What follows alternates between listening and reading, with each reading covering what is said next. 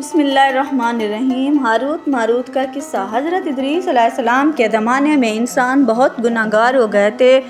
فرشتوں نے اللہ تعالیٰ کی بارگاہ میں عرض کیا کہ اے کل کائنات کے مالک، انسان بہت خطا کار ہو گئے ہیں اور یہ دنیا میں حکومت کے قابل نہیں ہیں۔ انہیں خلافت سے ہٹا دیا جائے یا کم از کم خلیفہ یہ رہیں اور وزیر ہم، تاکہ ہم ان کے بگڑے کام سنبھال لیں۔ اللہ تعالیٰ کا ارشاد ہوا کہ انسانوں کو غصہ اور شہوت دیا گیا ہے، جس کی وجہ سے یہ زیادہ گناہ کرتا ہے۔ اگر یہ چیزیں تم کو ملیں تو تم بھی گناہ کرنے لگو گے۔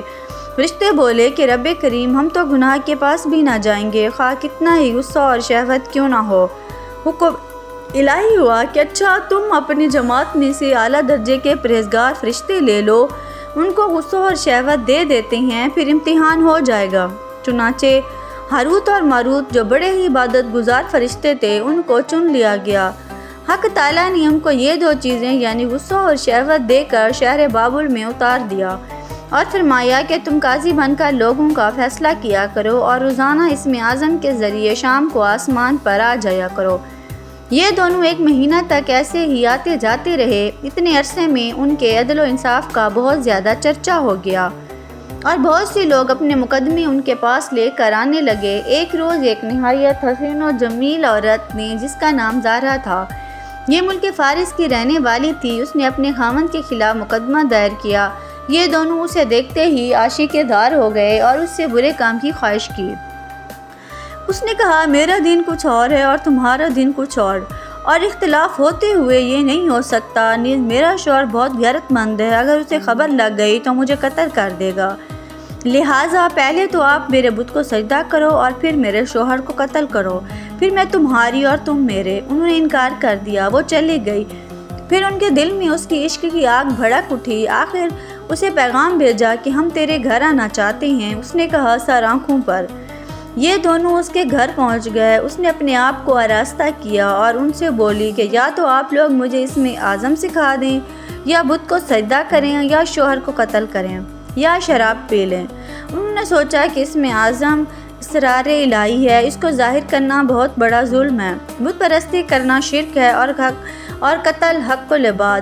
لو شراب پی لیں۔ چنانچہ شراب پی لی۔ جب شراب پی کر مست ہو گئے، زہرا نے ان سے بت کو سجدہ بھی کروا لیا، اپنے شوہر کو قتل بھی اور اسم اعظم بھی پوچھ لیا۔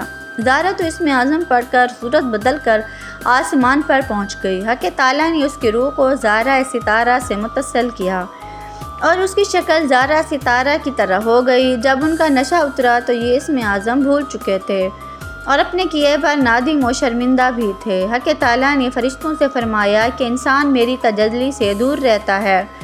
یہ دونوں تو شام کو حاضر بارگاہ بھی ہوتے تھے، پھر بھی شہوت سے مغلوب ہو کر سب کچھ کر بیٹھے۔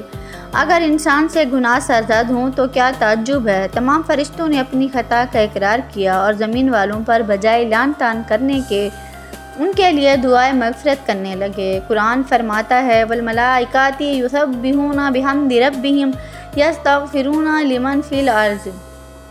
پھر یہ دونوں حضرت ادریس علیہ السلام کی بارگاہ میں حاضر ہوئے اور شفاعت کے طالب ہوئے۔